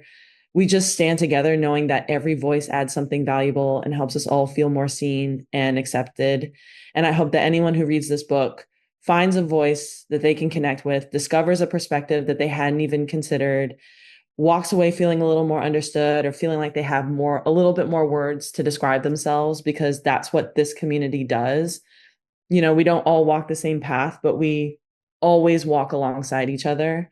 And I just want to say thank you, Namalee, for bringing all of these voices together and creating something that truly reflects what I have always believed the heart of this community is. And I'm just grateful to be a small part of it. So thank you so much. Thank you so much, Soph, and for everything you do and your speaking. You know, thank you very, very much for being in this book. Yeah, no, thank you for having me. It's been so fantastic connecting with you. And I'm so happy to see so many familiar faces on this call. Love everybody. I love us. We're amazing. Okay, thank you so much. Thank you, so. Thank you. Let's come to Charmaine next. Thank you. Hello. Hi, can you all hear me? Hi, Namalee. Thank you for inviting me to be a part of this and to be a part of the book as well. For everybody out there, I'm Charmaine Fury. I'm the creator and host of Militantly Mixed, the podcast about race and identity from the mixed perspective. It was started back in 2018 when there was just a desert of mixedness in social media, mostly problematic Facebook groups about light skin privilege. So when I started the show, I was selfishly looking for mixed people to be in my life because my entire family's mixed. I have biracial parents, aunts and uncles, cousins. Everybody around me was mixed until I was an adult. And once I realized we weren't the majority, I was seeking community. And I think what has happened over the last decade in mixed identity being more visible and more public has just been a life-changing, healing experience for a lot of us. And I've had the privilege of being able to interview hundreds of mixed people over the last 8 years from all over the world. Many are on this gallery of people that have been on my show and or become real life friends. And it has just been such an insane thing to actually find a way to become a community. And it's like, hey, my parents are different colors. Yours are too. Let's hang out, which I feel is what a big portion of doing Militantly Mixed ended up being. I started it thinking it was going to be a super militant, political type of thing, but it ended up just being me talking one-on-one to other mixed people. And maybe in that way became even more militant because it was just us being regular people. And the section, or I guess my contribution to this book was in the Thrive section, which I did not know until publication. And I was really excited once I saw it pop up because I think that was really the theme of what that show ended up doing for me. Is I've had many projects in dance and film and TV before, you know, that I was proud of or whatever, but Militantly Mixed really opened up and healed the gap of identity that I had. I was always very publicly mixed, but in the way that it was always clear I was the other in the room. And through the show and through this community that has been created globally, I'm no longer the other. I'm the main character in the room. My mix is the main character and everybody else is the, is the other, basically. But I really feel that the Thrive section was important because it shows that it wasn't just about owning your own identity. It was about finding a way to create community and spreading it across everybody. I don't think I mentioned my mix. Black American, Welsh, British, Welsh, English, British on my father's side, Japanese, German, Irish, Appalachian on my mother's side. I identify primarily as Black, Japanese, and British for cultural and character trait stuff. But politically, I'm Black because I'm a brown person in America, and it's just it's the identity that mixes most with my presentation, or not my presentation, my life. But as far as community is concerned, what I think is important about events like this, participating as much as we can, even if we're not necessarily a speaker or anything, is how many opportunities are we going to have to sit in a gallery where we see so many people with so many different phenotypes and hair textures and identities, but know that we have this one major thing in common, is that we come from multiple cultures, we come from different race and identity, racial and ethnic identities, and there's a nugget there that crosses all of us regardless of what we are. And the motto of the show has always been "Be your mixed ass self," which is something I aggressively yelled at one of my early guests on the show, which I actually cut out of the episode, but it became the motto because I was so sad that this person, who has since become an actual real life friend, was so afraid to identify herself as mixed because she had a white ginger presentation, but she was predominantly culturally Peruvian. And I yelled it at her. And then I realized that was what the show was supposed to be. And that was what creating this community was supposed to be, is making us be unapologetically mixed, comfortable in our own skin, and seeking it in others, finding ways that we can relate regardless of what we look like or what our ethnic and cultural identities were. And it's kind of become the motto of my life. Whatever the fill in the blank is, it's always be your blank ass self. Like, own your identity, own your personality, and be comfortable in your skin, even when it is uncomfortable. I think there is a way to still do that. And so I thank you for including me and my show in the book, and the development of our friendship over the time too, since we've known each other. I just really appreciate being a part of this global community, and all my little cousins that are on this screen right now. I'm very happy to see.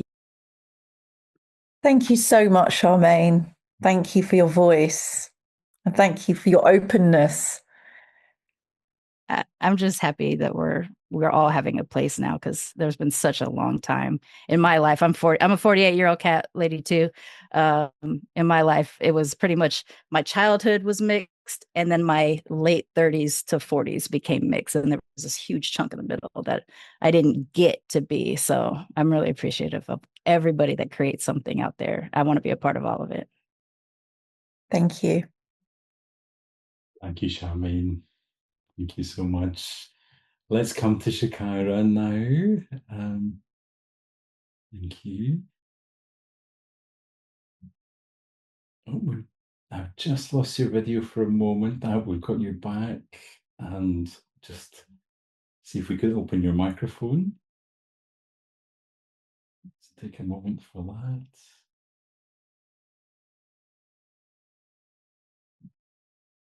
Oh, I think you're coming back. We should be able to hear you now. Let's see. Oh, we just lost your microphone again. Let's see if we can open the mic.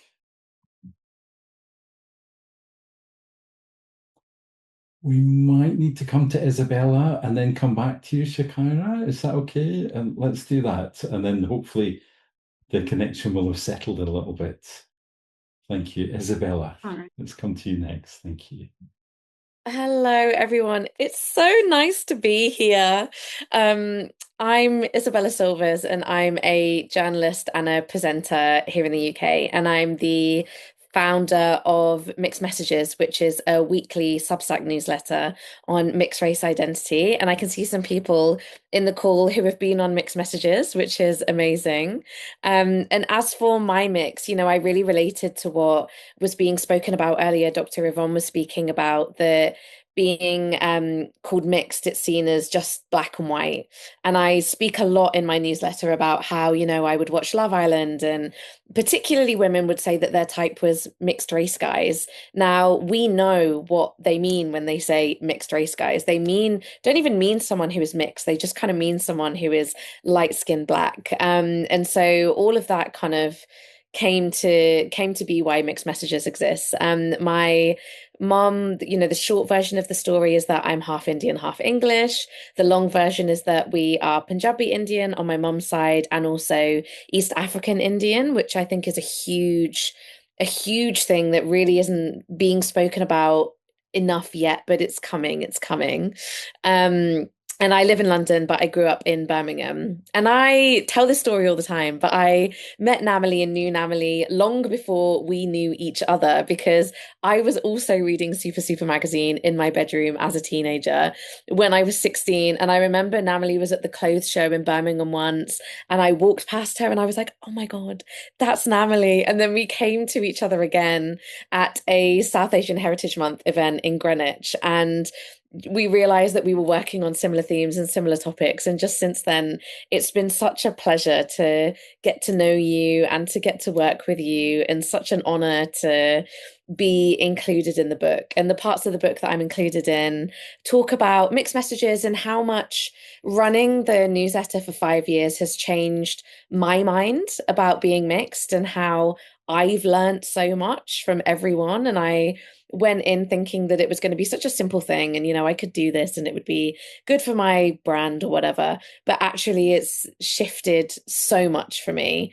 And one of the pieces of advice when we're thinking about mixed mental health is it's really introduced me to a community, which is something that's been brought up a lot here today. But I basically say that everyone who comes on as a guest just is then forced to be my friend. And I've made such incredible friendships through the newsletter.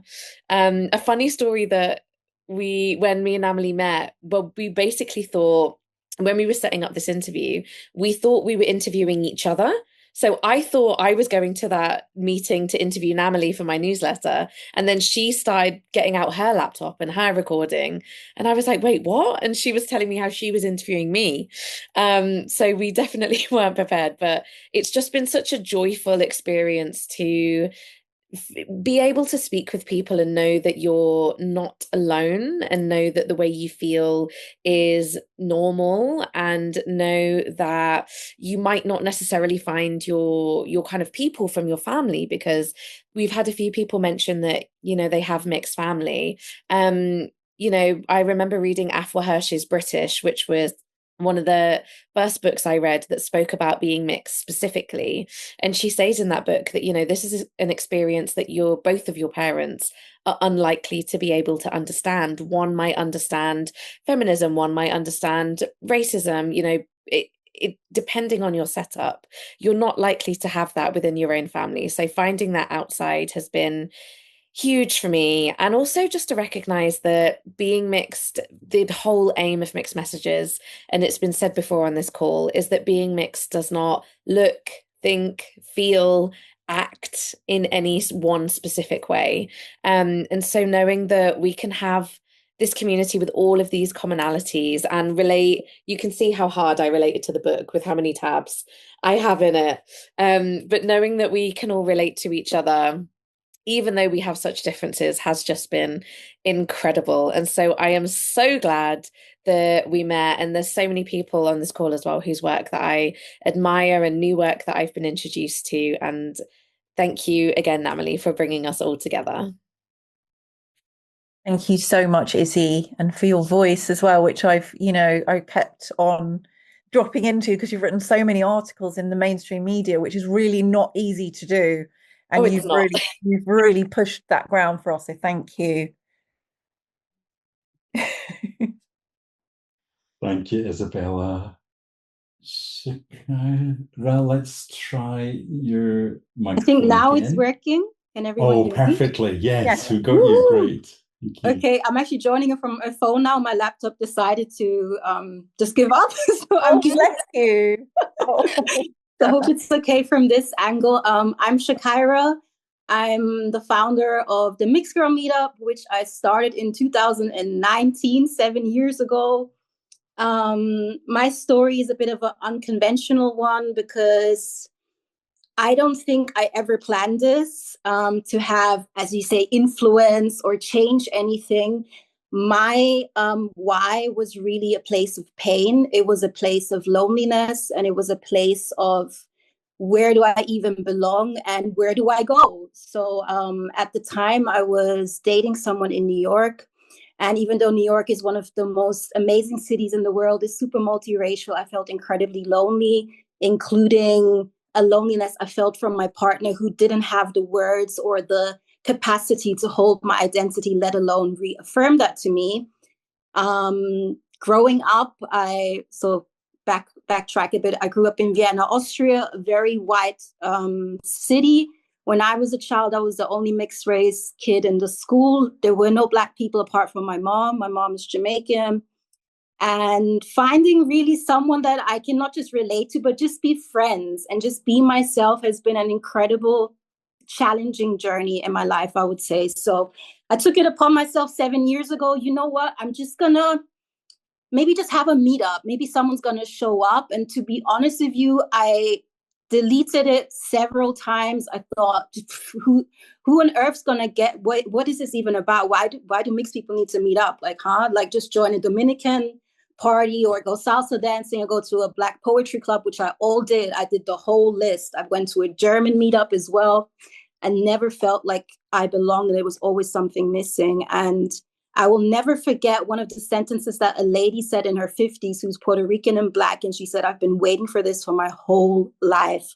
And you just did it. And it was a sold out room. I did everything Black owned in Harlem. And that was the start of me really not just healing parts of myself, but assisting others to heal that part of us that is really longing for a place where we can finally okay, I can talk about this. Oh my God, what? You can finish the sentence, you get it, and you feel like you're actually a part of a space where you can fully be yourself. And this is such a buzzword, but really just be yourself, to sit somewhere and not do the mental gymnastics in your head and think like, oh, if I say this, they're gonna think I'm up myself. They're gonna think I'm arrogant, or she thinks she's all that, or why does it even matter? You're pretty now. So why do you care? Like it's not really filtering anything out anymore. And for me, this has been such a journey. All the people I've met through and different continents in the world, this has really spread out to the whole world. And I never, ever thought that it would give me parts by understanding that it's not just me. I think a lot of us in this room as well have this thing where we feel like maybe there was something with me, or maybe I'm being extra. There's nothing wrong with us. Us being ourselves, our authentic selves, is so worthy and valuable to this world. And I think that by just us congregating in a space like this, and by Namalee publishing this book, this is like a milestone. I don't think we actually, when we stop, this is such magnitude, you know? I met Namalee in, I think 2021, must have been 5 years ago now. She came to one of the Mixed Girl meetups, and ever since we met, we've been like this. And Namalee's helped me to find my therapist.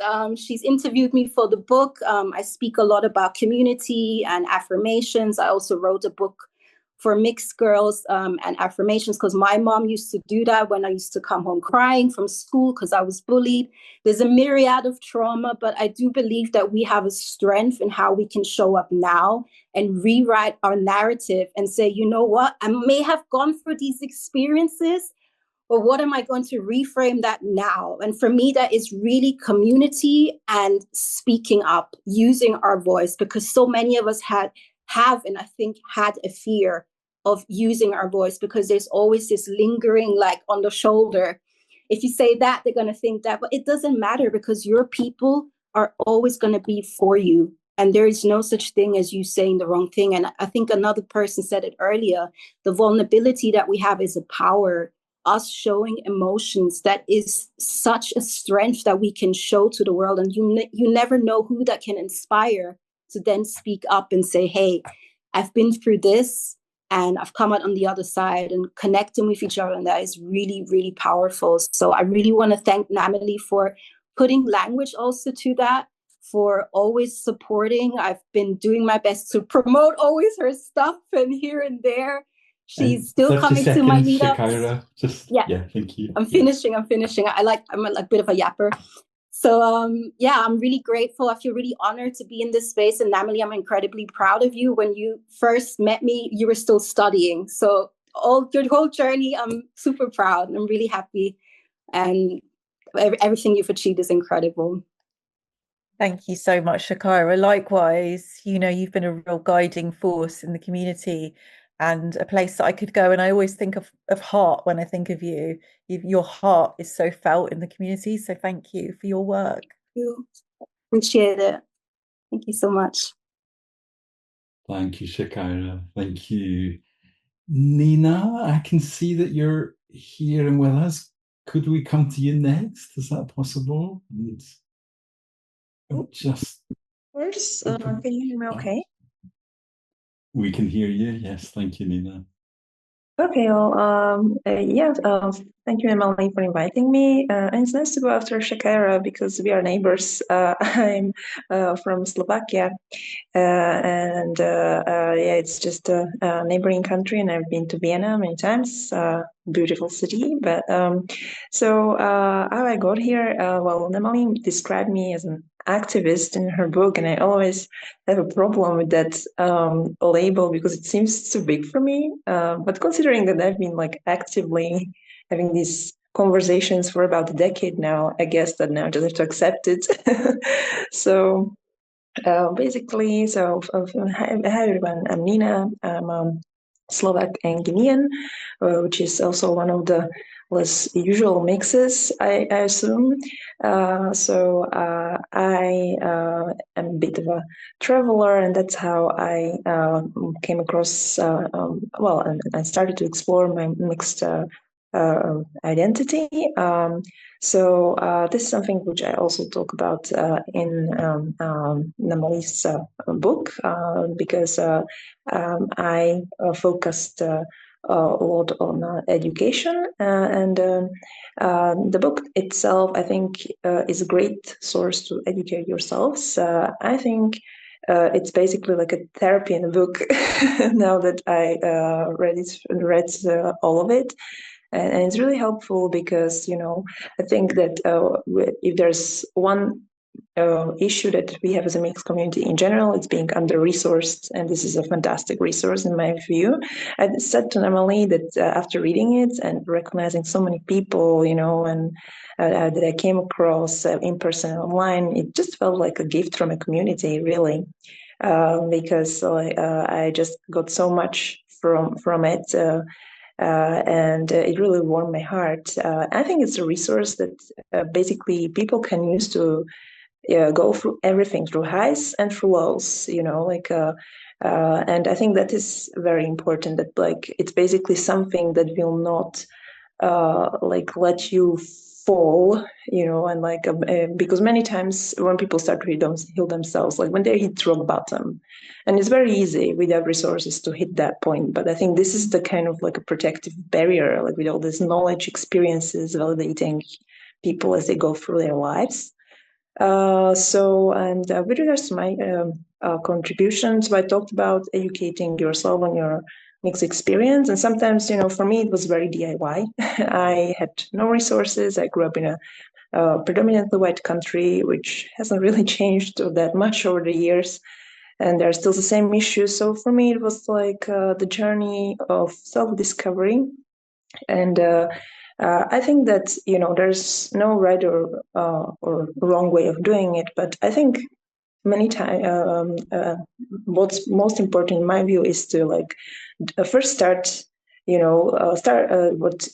what is comfortable, and then expand your comfort zone, and also do a lot of networking. So I think that every little contribution, every little gesture, like an acknowledgement, can do a lot for other person next to you. Sometimes even more than we could basically imagine. And yeah, I'm really honored to be part of this. I think that this book is definitely that kind of resource which can help people to, start that healing journey, find that confidence, so that they didn't drop off the call, but so that they joined such a call when they have next opportunity in the future, and just kept exploring. And yeah, thank you very much again for making me part of it. Thank you so much, Nina. And you are most certainly an activist and community leader. Just sort of put that out there. Thanks. Thank you. I'll wear the badge. Thank you. Thank you, Nina. Thank you so much. And here we are. We've come to, well, we've heard from all the contributors who are here. What a journey it has been. And we've still got some time left, Namalee. We were just really hoping we'd have some time. So thank you to everybody for, Wonderful. Yeah. There's so much going on in the chat. So thank you to everybody who's been chatting away. I'm not seeing any questions, but lots of wonderful interactions and resonance. Maybe if anyone's got any questions, put them in the chat, because you've got a Izzy's put her hand up. Yeah, Izzy, can we come back to you? Great, thank you. Yes, I wanted to ask, we have spoken so much about all the positives in being mixed, and sometimes you can choose to see these things as a downside, or you just have to laugh about them, or you'll go crazy. So I think I told you that I went on a date a while ago with a guy, and when I told him that my family were East African Indian, he told me that I spoke really good English.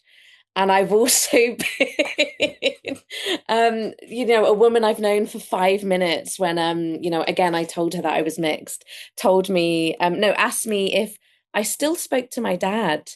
And I was like, yeah, I speak to him every day. But I wondered what the funniest or wildest thing anyone has said to you is. Oh, I mean, my mind's gone blank now.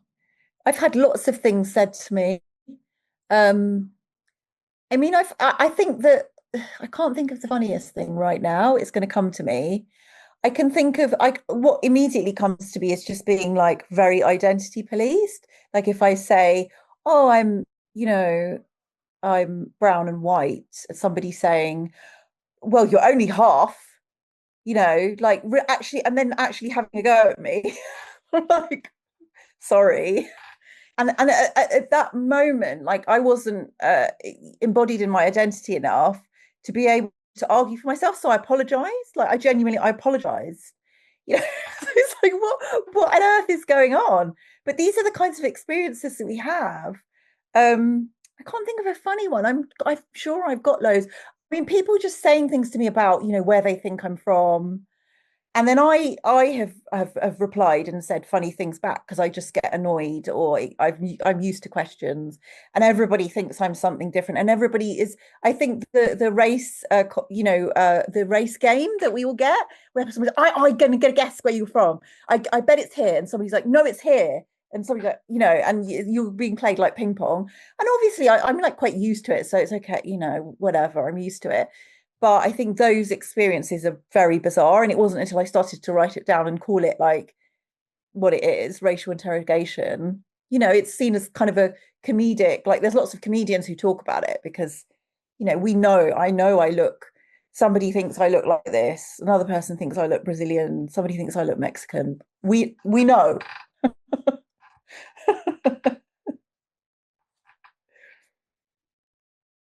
Yeah.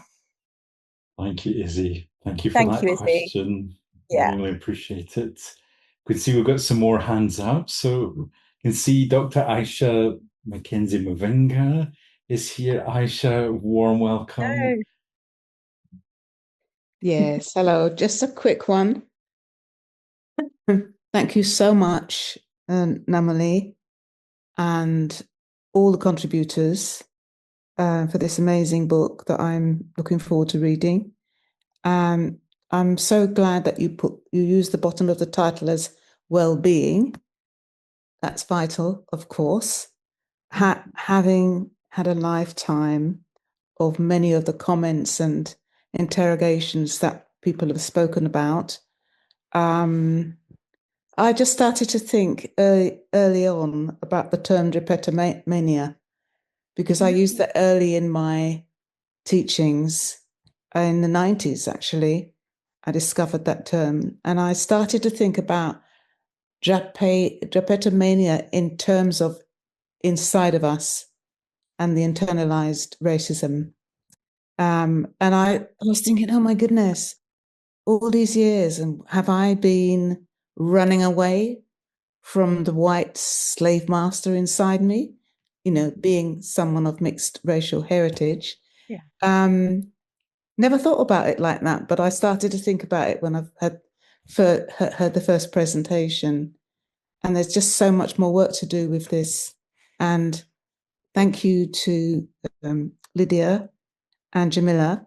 And thank you also, Namalee, for using my poem. Oh, thank you for your poem. Your poem really, was hit me so hard. It was really, yeah. Well, it was meant to hit everybody hard because it came out of my anger. Yeah, exactly. It's perfect. Yeah. And your Dr. Aisha's poem leads the first chapter. So it was really important that it was in there. Thank you so much. And all the best with your book. Thank you so much. Yeah. I've just put some information in the chat about a workshop that's actually being led by Jamila and Lydia. Yeah. Great. Celebrating our multiracial heritage. Fantastic. It's coming soon in the autumn, and it's for professionals and lay people and clients and amazing support staff. Yeah. So that's all I want to say. Thank you. And thank you for all of your work. We really from my heart. Thank you. All right. Thank you, Aisha. Thank you. Soph, could we come back to you? Let's see. We've got you. Oh, yes. I was gonna answer the question and share like one of the weirdest things someone has said.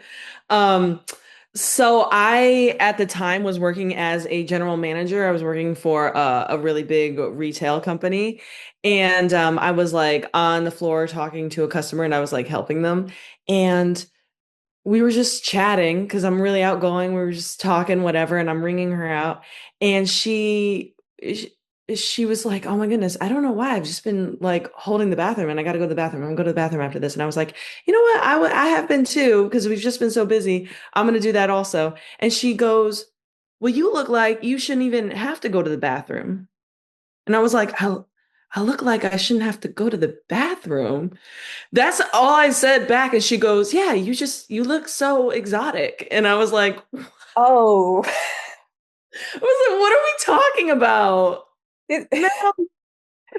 This is some of the bizarreness that comes out. You look exotic, so you don't go to the bathroom. You're basically not a human being. You're just an object of beauty and, something for people to look at. And exactly. I was like, no.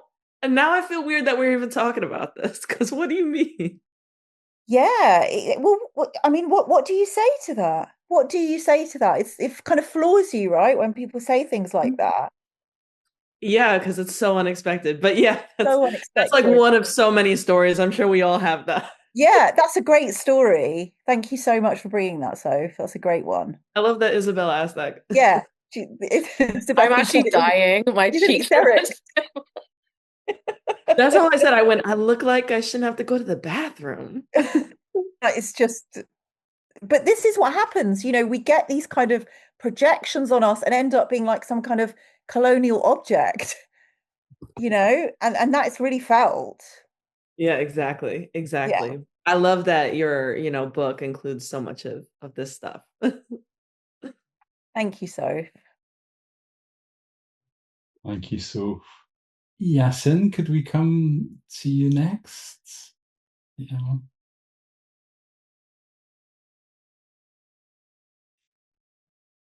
Oh, I'm off mute. Sorry. I was trying to. We can hear you. Yes, thank you. Firstly, congrats, Namalee. This has been a brilliant event, and reminds me a lot of Kaleidoscope, which was also brilliant, and the speaker's been brilliant.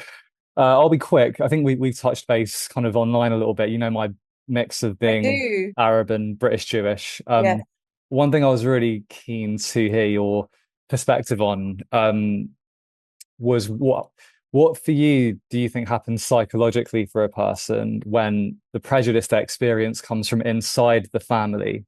Because I know it's something that comes up for a lot of mixed people. I'm fascinated what you think of that. A really important question. I think it's, you know, it's like we have, when it comes from inside the family, it becomes developmental.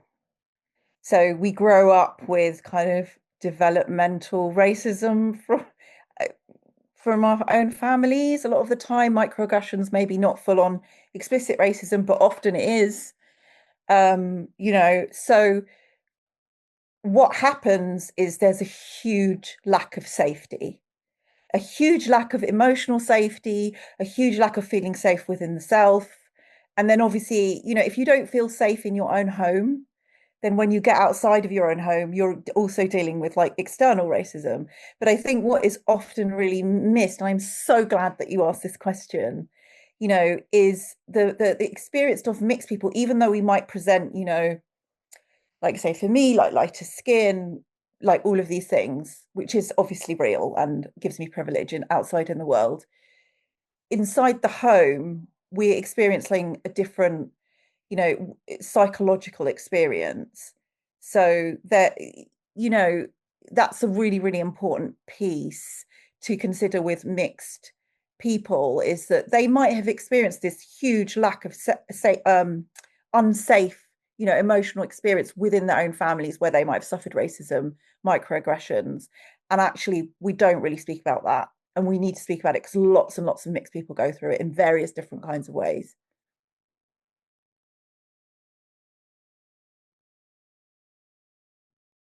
Oh, yes, and let's see. I'm not sure if you wanted to. No, just thank you. Yeah, echoing that entirely. And yeah, thank you again, Namalee. Brilliant event. You're so welcome. And obviously, I just want to say as well, it affects attachment styles and attachment trauma, which is a big missing piece in attachment stuff, which we kind of need to be aware of. So how racism in our own families affects our attachment styles. Yeah. Absolutely. Thank you, Yasin. Thank you. We're coming into our last 5 minutes of the event. It's gone so quickly. And I was wondering whether Lydia and Jamila might come back. I was wondering, do they want to come and answer some questions? Do you guys want to answer some questions as well? Yeah, I'm happy to. Yeah.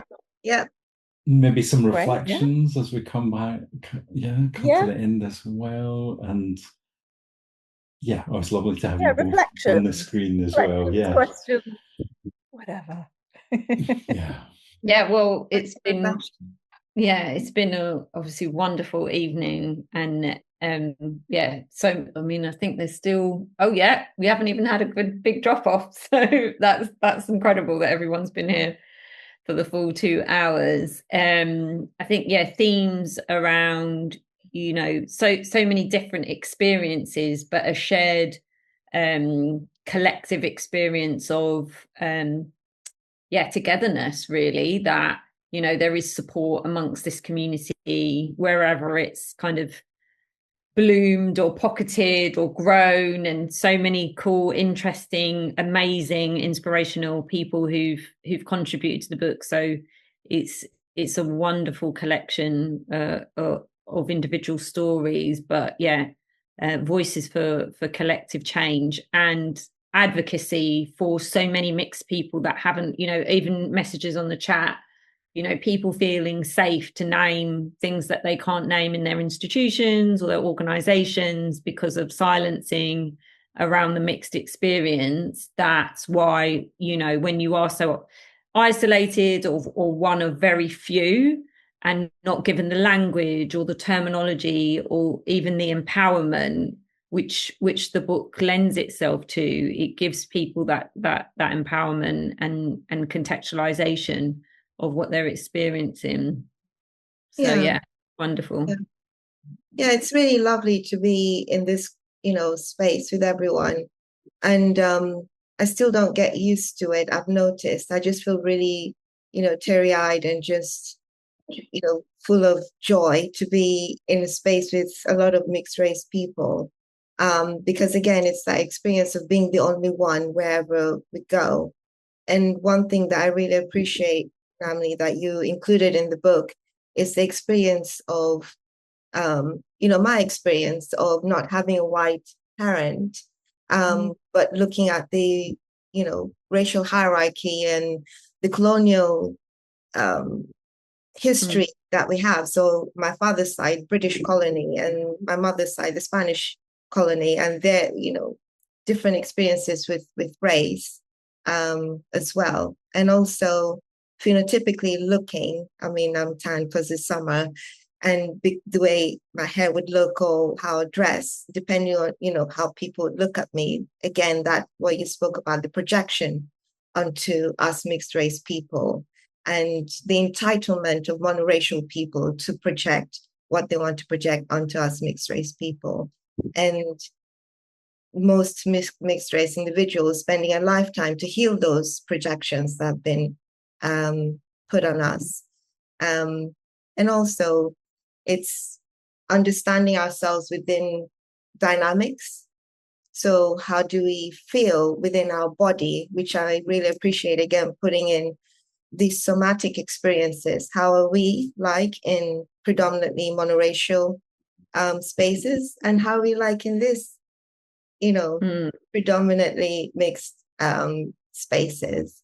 And also, like we spoke about, I think last week, we do want our allies, our monoracial allies, to be included, to really understand our experiences, because we are all a part of you. We are you, you are us, if that makes sense. And what we're trying to strive towards is that sense of wholeness, integrating all these racial parts that have been forced to be hidden or put aside based on our type, how we look, or what sort of racial or racism is experienced in different continents, because it's all cultural as well, the form of racism that comes up. And I've experienced that in 3 parts of the world, in Nigeria, in the Philippines, and here. So it's really lovely to have all of those different nuances within the book. And yeah, we're bringing the fire to continue this conversation. So yeah, I'm very pleased. And also, I know John shared the links in the chat, but we'd love to see more of you at the Kaleidoscope in person gathering in Liverpool, for anyone who's in the UK or maybe wants to just come to Liverpool from wherever you are in the world. So there's still tickets available for that on the 12th of September. And then the Kaleidoscope conference, which I believe, Yvonne, is more around parenting, because that is such a key topic for monoracial, monocultural individuals raising mixed children, and the work that really needs to be done there. So that's on the 20th of November with online events again. And then anyone, curious to hear more about mixed mental health, do sign up as an individual. Even if you're not looking for therapy at the moment, you can just sign up to get information when we launch. And any mixed therapists, wellness practitioners from wherever you are in the world, please do join our platform, because we really want to connect the community of mixed wellness therapists like Namalee, myself, Jamila. We want resources on there. We want books like Namalee's and essays and things. So we really want to platform lots of these themes that come up through the book and connect more of the community. But I just want to say how incredibly proud we are of Namalee. Sometimes, we've been behind the scenes with her, so we know the work that it took, and had to put her on a writing ban for like a couple of years because I was like, this she needs to rest. But you've done an incredible job with this, and we're both extremely proud of your journey and supporting you through this, because you are, what was it someone said, a mixed badass or something? You're a legend, and yeah, well done. Yeah, we're very, very proud. And it's a much needed book that can really be, not just read in one go, but for whatever's going on in your life. There's some sections that might come up. And yeah, the chapters there to support you, and resources within the chapters, prompts and reflections and so on, to support everybody. So I know it's, and it is also available on Audible and Spotify. Sorry, we didn't put that in the link. So I think someone's even bought it on Audible just now. So yeah, do get it on Audible or Spotify. I've got it on both. And the hard copy. Oh, thank you so much. You both, Jamila and Lydia. Like, I'm finding it hard to find words, really to express, what we've all been through together, and how supported I felt by you both. And you've been both supporting me, and also being in the book, and also being therapists, and doing mixed mental health. And you've just been amazing, you guys, all the way through. I mean, incredible. I don't know what else to say. I'm so grateful to have you as friends, and also, to work with you as well. It's like such a lovely thing to be able to do. So, thank you so much. And thank you also to all of the contributors in the book, and all the ones that, couldn't make it with us today. Some people really wanted to be here and couldn't be here. So there's lots and lots of contributors in the book. So I can't even say all of their names because there's so many people. And there's so many poets and artists as well. So shout out to all of those people. I am so grateful for all of your voices, and thank you so much. And thank you to John and the online events team, and of course the incredible Yvonne, who is just a total powerhouse. Absolutely, yes. Well, here we are at the end of our time together. A massive congratulations, Namalee, on the book. Thank you so much for doing the online launch here with us. Sandra and I are just so pleased to do that with you. Congratulations to all the contributors as well. Lydia and Jamila holding the kind of bookends of the event as well. It's been wonderful too. And Sebastian managing all of our technology so smoothly as well. We'll be in touch in a few days to let everybody know about the recording as well, so you can pop back in, watch the recording too. We might even have another couple of videos from some contributors who couldn't make it, so that would be really lovely. So yeah. Well, the last thing we usually do is open up the microphones. If anybody would like to say goodbye on the way out, you'd be really welcome to. Hope to see everybody again soon. Congratulations, everyone. Thank you.